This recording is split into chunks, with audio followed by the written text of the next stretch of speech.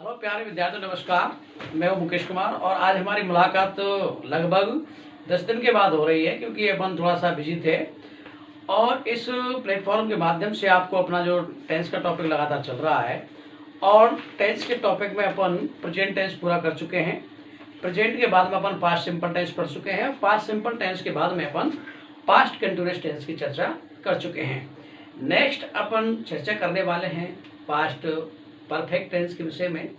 जैसा कि आप जानते हैं कि पास्ट परफेक्ट टेंस की अगर हम बात करते हैं कि पास्ट का मतलब पास्ट में और परफेक्ट का मतलब पूरा होना, यानी कोई भी एक्शन, कोई भी कार्य अगर पास्ट में पूरा हो चुका होता है तो उस टेंस को अपन क्या कहते हैं? पास्ट परफेक्ट टेंस कहते हैं। तो चलिए आइए हम बात करते हैं पास्ट परफेक्ट टेंस के विषय में। और पास्ट परफेक्ट टेंस की अगर हम बात करते हैं तो देखिए, पास्ट परफेक्ट टेंस जो होता है अपना 7 नंबर का जो टेंस है वो है आपका पास्ट परफेक्ट टेंस। ये हुआ आपका past perfect tense. Past perfect tense, इस टेंस के नाम से ही आपको ये पता लग रहा होगा कि पास्ट का मतलब होता है भूतकाल में और परफेक्ट का मतलब पूर्ण होना।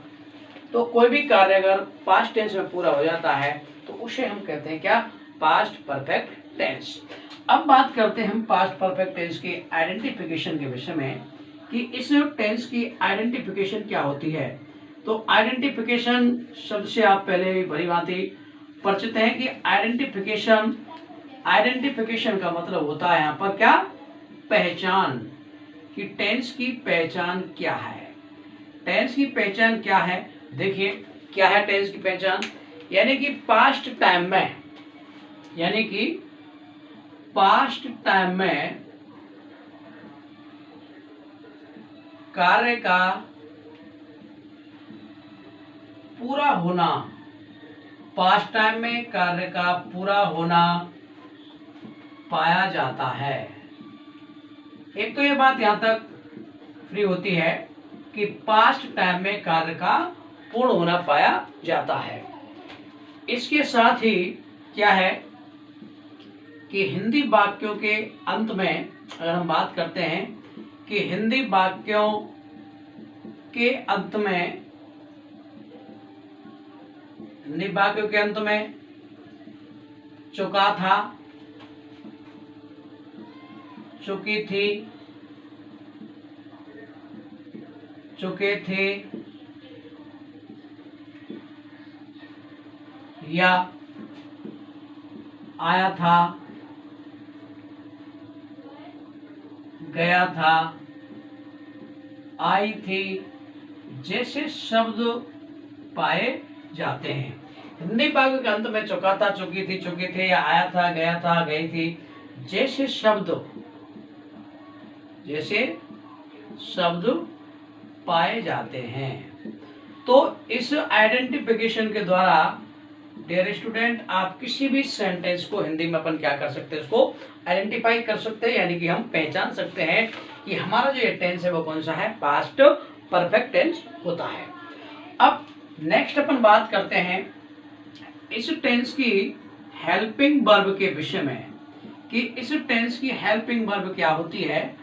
और हेल्पिंग वर्ब को आप जानते हैं कि हेल्पिंग वर्ब होती है आपकी सहायक क्रिया, यानी कि सहायक क्रिया जो होती है उसको हेल्पिंग वर्ब कहते हैं। और इस टेंस में जो हेल्पिंग वर्ब यूज की जाती है उस हेल्पिंग वर्ब को अपन कहते हैं क्या? हेड। क्या बोलते हैं? हेड। ओके, तो यहां तक बात समझ में आई होगी आपकी। नेक्स्ट अपन बात करते हैं कि इस टेंस के अंदर मेन वर्ब कौन सी होती है, यानी किस मेन वर्ब का प्रयोग करते हैं।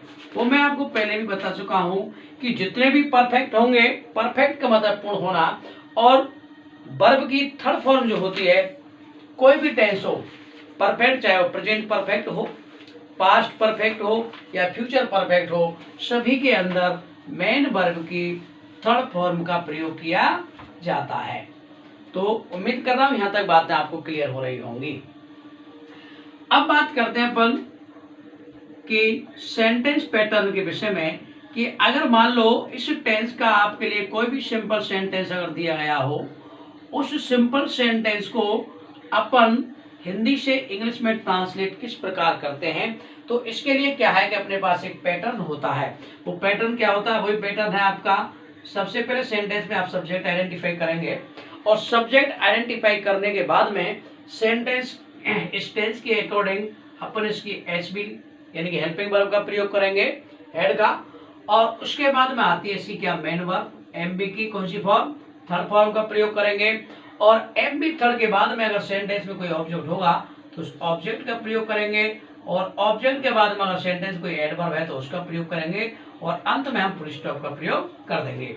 इस पैटर्न के माध्यम से हम किसी भी इस टेंस का किसी प्रकार का कोई भी हिंदी का वाक्य होगा जो सिंपल होगा उसे आसानी से इंग्लिश में ट्रांसलेट कर देंगे। जैसे अगर बात करते हैं कुछ सेंटेंस के विषय में, जैसे कुछ एग्जाम्पल अगर यहाँ पर मैं लिखूं आपके लिए, जैसे मान लो मैंने एक एग्जाम्पल लिखा, कोई भी एग्जाम्पल लिख रहा हूं, जैसे वह जयपुर पहुंच चुका है, वह जयपुर पहुंच चुका था, सॉरी वह जयपुर पहुंच चुका था।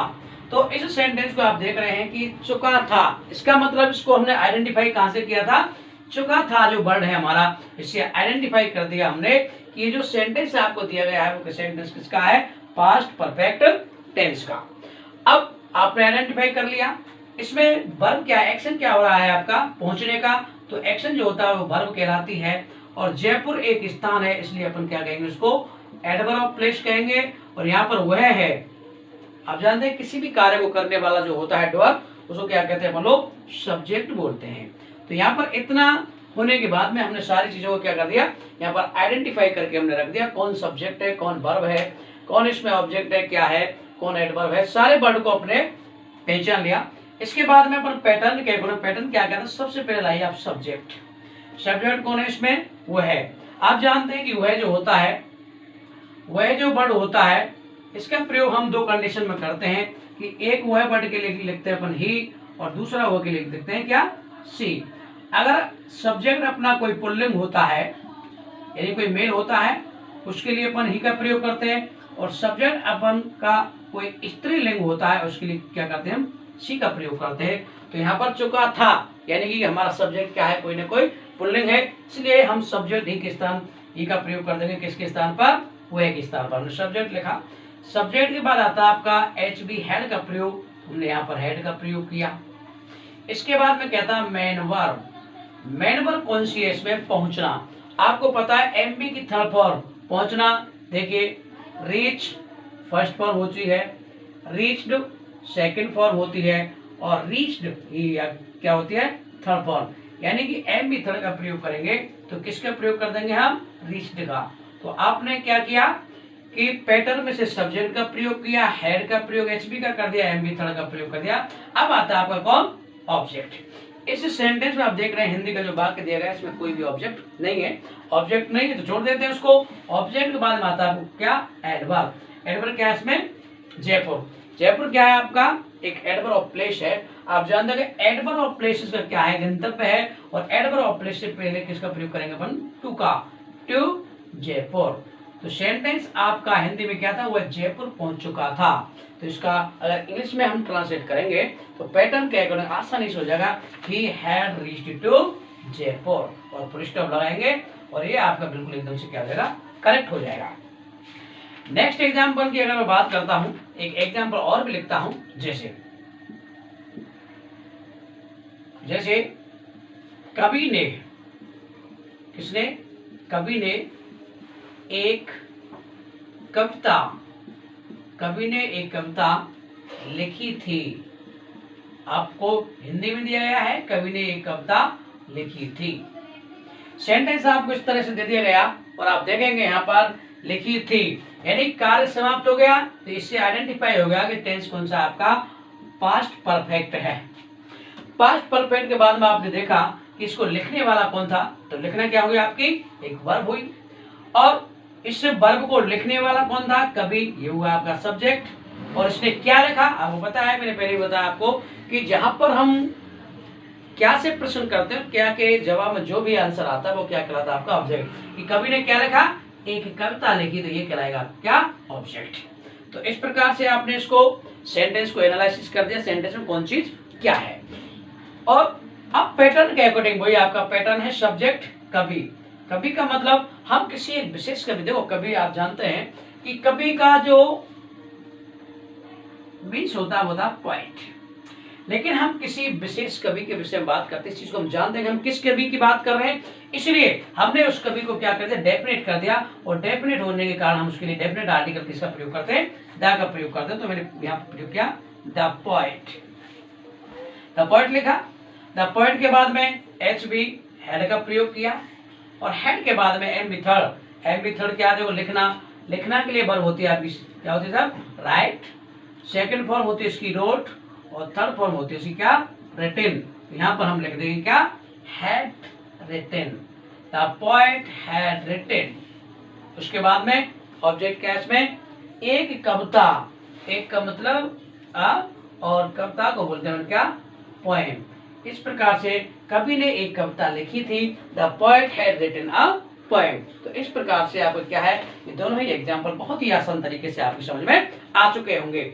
और नेक्स्ट अपन बात करने वाले हैं, देखिए फिर आपको वापस बता देता हूं मैं आपको कि ये इसकी आइडेंटिफिकेशन है, हेल्पिंग वर्ब है इसकी हेड, मेन वर्ब है इसकी M B third, simple sentence का भी पैटर्न है, और पैटर्न के अकॉर्डिंग हमने दो एग्जाम्पल आपको देके बताया किस प्रकार से हम इसका प्रयोग करते हैं। देखो नेक्स्ट हम बात करते हैं कि पास्ट परफेक्ट के नेगेटिव सेंटेंस के विषय में।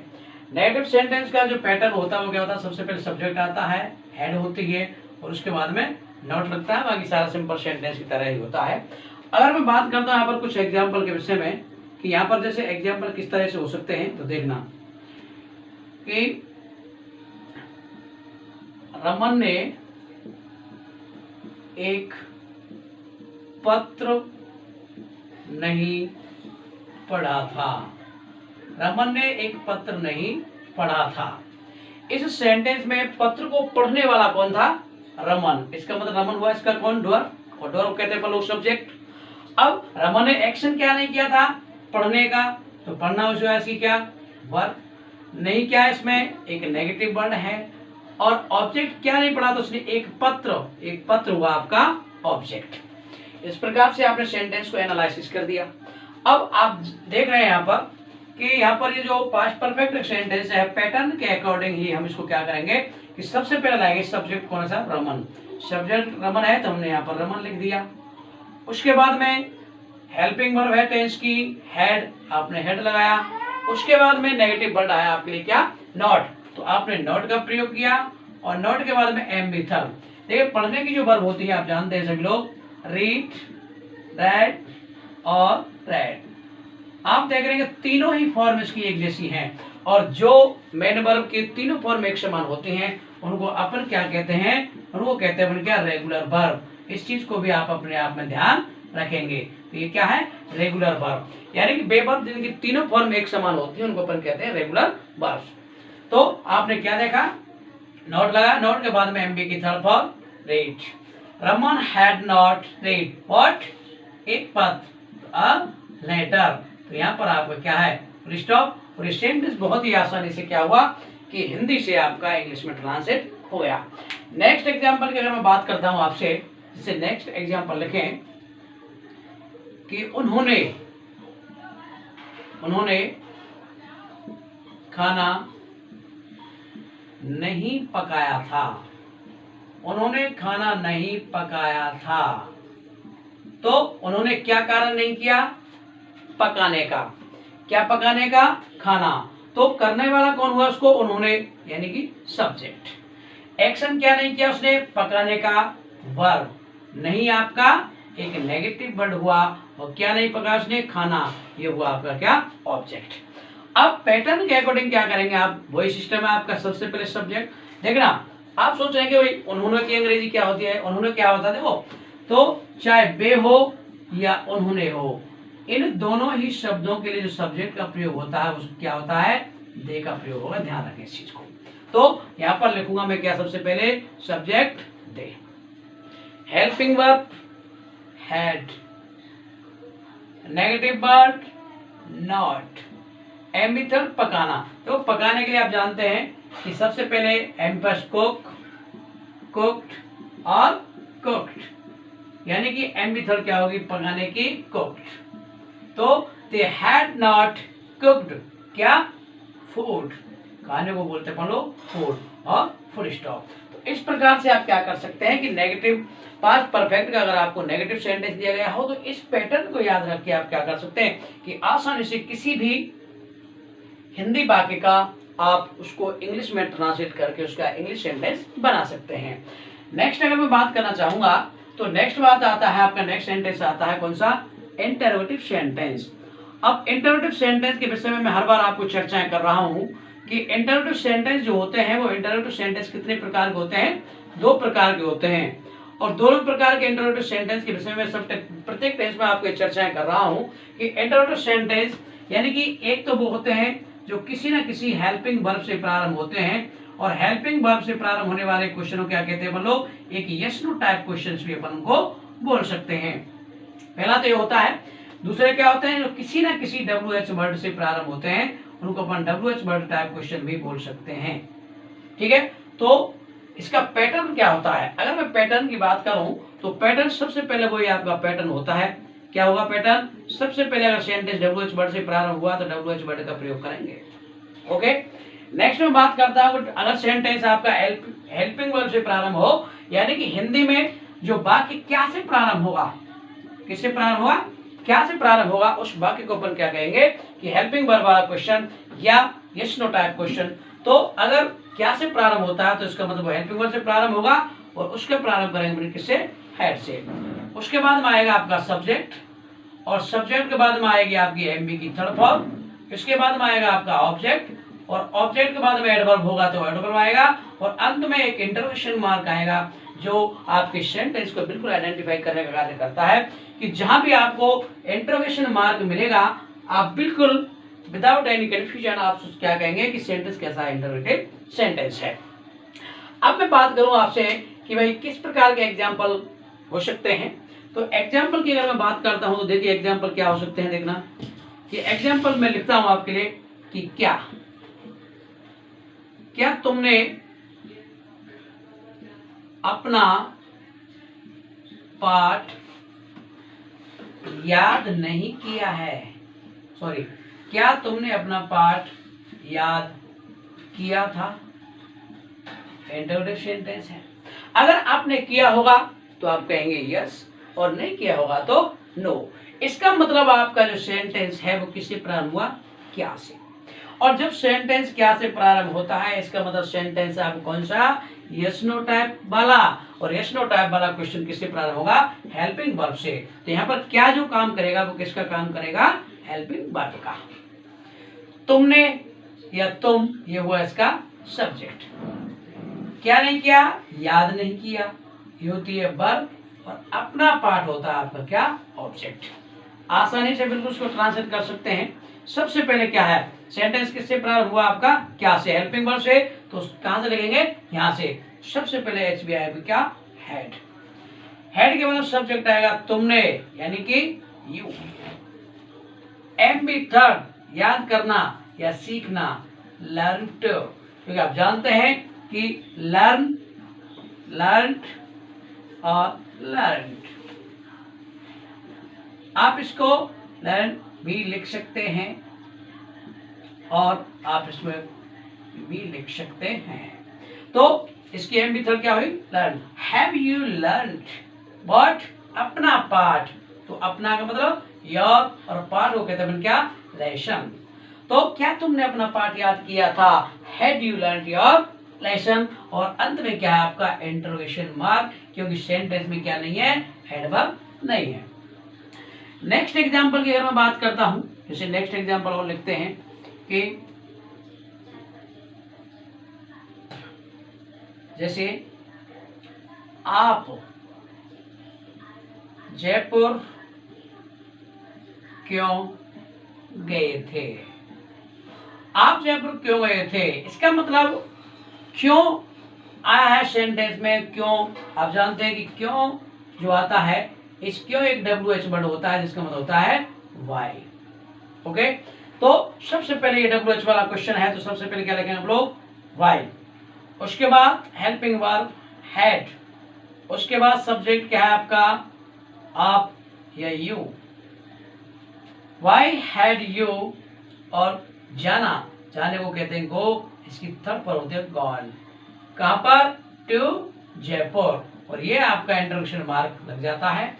और यहाँ पर आपका क्या है कि इंट्रोडक्शन सेंटेंस का जो आपका सिस्टम है, जो टॉपिक है आपका, वो फ्री होता है। तो उम्मीद आपसे ये की जाती है कि सारी चीजें आपकी समझ में आ चुकी होंगी। Oh, let me up with a bright smile on now. Put me in the dark, so won't get lost now. To the moonlight, eyes you.